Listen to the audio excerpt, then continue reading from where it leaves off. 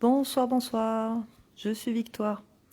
Donc, à nouveau un petit live parce que je me questionnais, mais aussi parce que j'ai vu un autre live tout à l'heure, notamment sur les placements abusifs.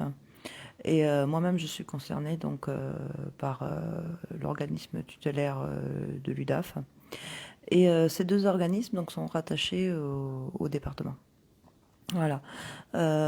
Donc la question, hein, souvent récurrente, hein, quand on voit, notamment dans les placements abusifs, pourquoi?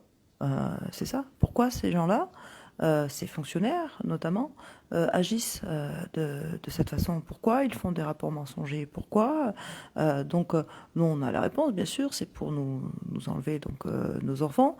Et d'un côté, au niveau de l'UDAF, visiblement, c'est pour garder nos comptes en main, tout simplement. Mais après, on a aussi cette question qui nous reste en suspens, mais ces gens-là, euh, individuellement, sur le point de vue individuel, pourquoi ils continuent à faire ça? Donc pourquoi ils continuent à obéir au final à un fonctionnement? J'avais fait un petit live tout à l'heure sur l'obéissance à l'autorité. Donc on a vraiment l'impression que ces gens-là, c'est comme des brefs toutous, si vous voulez. Donc ça a son salaire et ça veut se faire féliciter par rapport à son salaire.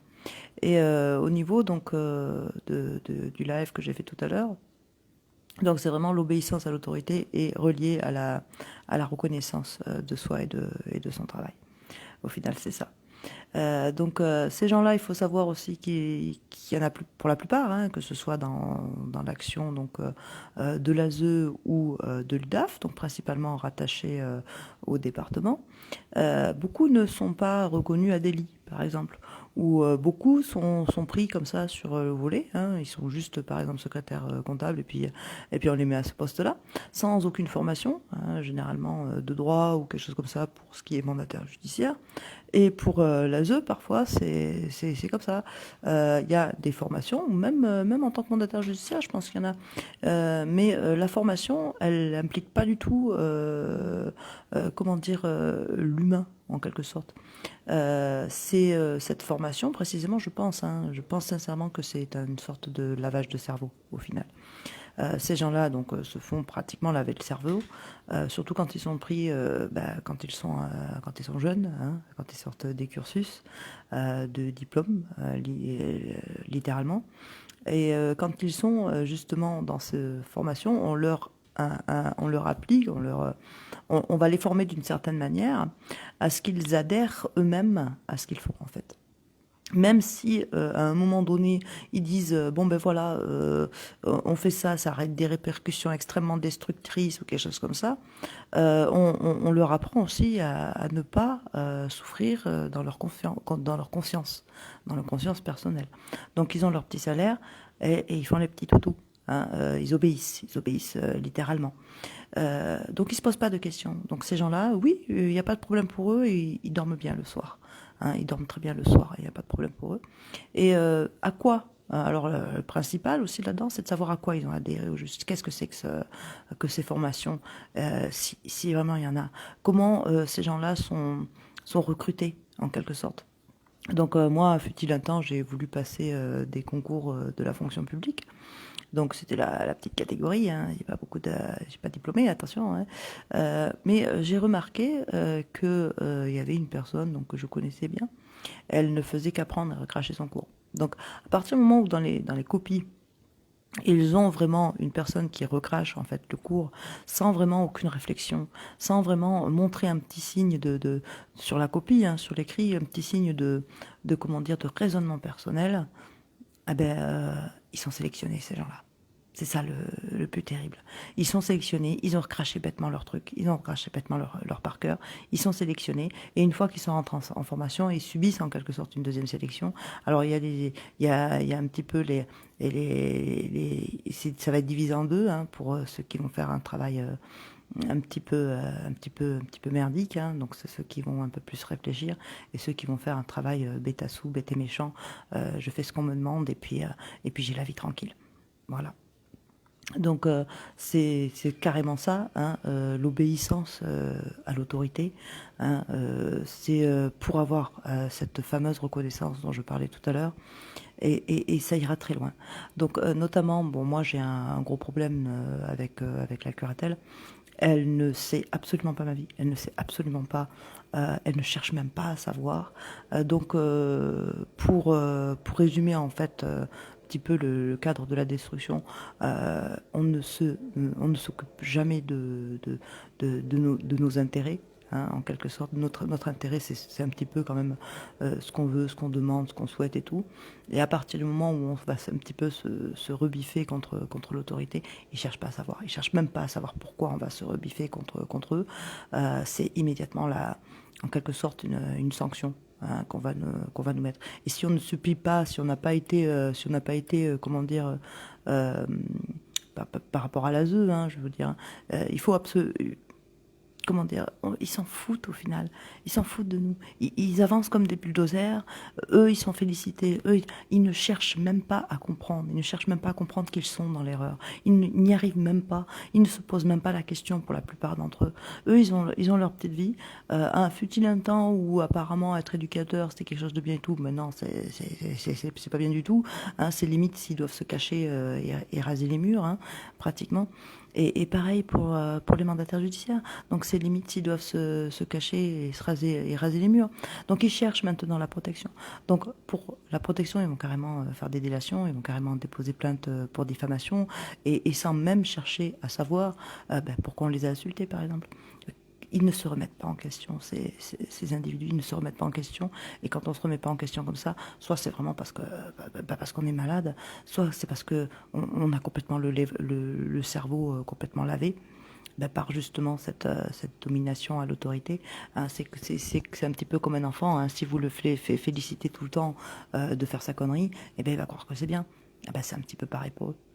Donc ils sont généralement félicités de faire leur connerie, hein, et puis ils continuent.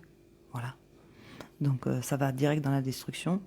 Et je voudrais vous dire honnêtement, donc moi-même qui suis dans les recherches extrêmement assez poussées, donc pour savoir qu'est-ce que c'est que tout ce bordel, qu'est-ce que c'est que ces aides au final qui sont en fait de la destruction. Hein, qu'est-ce que ça veut dire tout ça? Comment ça se fait que je parle à des murs en face de moi? Comment ça se fait que tout ce que je dis est totalement transformé et interprété contre moi? Contre moi. Donc j'ai un petit peu recherché et j'ai trouvé. J'ai trouvé, notamment par rapport aux événements actuels, donc je pense que je peux en parler maintenant, de cette notion justement de l'état profond. Voilà. Donc il y a effectivement en France un état profond. On peut le voir, une branche notamment, on peut le voir au travers donc de ces actions sociales au niveau social. Il y a aussi donc au niveau économique et il y a aussi au niveau administratif. Donc il faut aller trouver donc le côté économique et le côté administratif. Ils sont en train actuellement de s'installer totalement. Ils se sont déjà installés bien avant petit à petit, mais le temps que les gens un petit peu se réveillent et se demandent ce qui se passe, donc ils ont joué sur un double jeu, en quelque sorte. C'est un petit peu l'état profond, hein, c'est un petit peu quelque chose de pervers. Ils ont joué ce double jeu. Déjà, d'une part, ça rapportait beaucoup d'argent, hein, notamment sur le secteur sanitaire et social, hein, parce que c'est tout l'argent du contribuable qui était à eux. Hein. Donc, moi, j'ai envie vraiment de préciser que oui, l'État profond, le secteur social, donc l'ASE, l'UDAF, tout ça, c'est effectivement la branche, une même des branches principales de l'État profond. Là, maintenant, je peux en parler de ça. Donc il faut vraiment attaquer le département parce que tout se situe aussi beaucoup au niveau du département. Donc je vous ai fait une lettre, hein, une lettre. Donc cette lettre type, hein, de dépôt de plainte, il faut absolument l'envoyer en masse. Ça ne veut pas dire que vous allez forcément être entendu. Hein, si bien sûr, si on l'envoie à très peu de personnes, on ne sera pas entendu. Donc je vous propose vraiment de re-regarder ce modèle de lettre. C'est juste un modèle, hein, c'est rien d'autre. C'est pour vous donner vraiment l'idée du dépôt de plainte et pour vraiment signaler que là, c'est bon, on est affirmé au niveau de l'ASE, c'est du trafic d'enfants et nous sommes bien tous d'accord, c'est du trafic d'enfants. Et ça va même au-delà du trafic d'enfants. Et au niveau donc de l'UDAF, tous les usagers de l'UDAF, nous sommes bien au courant que pour ceux qui sont encore assez conscients, on va dire, parce qu'ils utilisent cette fragilité et cette pathologie pour vous décrédibiliser, pour vous, voilà, pour vous manipuler. Donc il y en a beaucoup de personnes qui sont justement à l'UDAF, qui ont réellement cette fragilité, qui ont réellement des pathologies et qui sont encore plus aggravées au final par le fait d'être complètement restreints au niveau social. Ils sont totalement désociabilisés.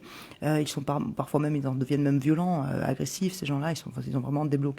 Alors que parfois, c'est des gens qui, si on leur avait fait sauter cette mesure de curatelle, ils se seraient insérés dans la société. Il n'y aurait peut-être pas eu de problème pour eux au niveau social. Vous voyez ce que je veux dire, ni au niveau professionnel d'ailleurs. Donc vraiment, il y a une volonté, hein, il y a une volonté là-dedans. Et oui, ben, moi je l'affirme maintenant, aujourd'hui. Moi personnellement, ils vont me chercher jusqu'au bout, hein, parce que je dérange l'ASE, je dérange l'UDAF, je dérange l'ASE parce que tout le dossier entièrement est une aberration totale. Ça, j'en suis certaine, parce que d'une part, ils ont totalement manipulé les avocats, le premier du moins. Le deuxième avocat, il a même pas été payé par la curatelle, donc il y a vraiment un rapport, hein, un rapport et pratiquement une collusion. Hein. Et puis quand on regarde aussi au niveau du département, comme par hasard, les femmes qui ont un enfant et qui n'ont pas de logement, on leur attribue pas tout de suite de logement, vous voyez. Donc ça permet à l'ASE de venir avec ses grands-pas et de prendre le gamin. Donc vraiment tout au niveau social, hein, au niveau social sur le département, oui, c'est une branche de l'État profond. Aujourd'hui, je peux le dire que c'est une branche de l'État profond. Il y a encore le côté administratif, il y a encore le côté économique, mais là maintenant, il faut mettre le doigt dessus et il faut y aller à fond, il faut attaquer ce système social des départements. Donc moi, j'ai proposé justement le premier, hein, celui qui est posté au bout. Déjà, il faut le descendre. Parce que comme ça, donc, bon, après, il y a tous les liens, hein, avec la justice et tous les gens qui ont posté à peu près dans, dans tout ce truc, dans cette mascarade, on va dire. Cette mascarade pour nous réduire en esclavage au final et pour préparer une nouvelle génération, donc c'est-à-dire nos enfants qui cherchent à apprendre, ou même les enfants qui sont scolarisés et qui cherchent à formater eux-mêmes, pour préparer une nouvelle génération, la génération future, qui sera totalement à leur botte, qui sera détruite au niveau affectif, déstabilisée au niveau affectif, afin que quand on est déstabilisé au niveau affectif, on est dépendant, on devient dépendant affectif. Et la dépendance affective, on revient toujours un petit peu à son bourreau, hein, on revient toujours un petit peu à cette souffrance, à ces schémas types, en fait. Donc là aujourd'hui, moi maintenant j'ose le dire, parce qu'à mon avis ils vont pas tarder à me tomber dessus, et ils vont pas tarder à m'enfermer, interner justement, parce que c'est leur seule voie aujourd'hui de me faire fermer ma bouche au final, c'est l'internement, parce que l'internement, il y aura pas de procès. Voilà, tout simplement. Merci à vous de m'avoir écouté, bon courage à vous et bon courage à moi. Au revoir.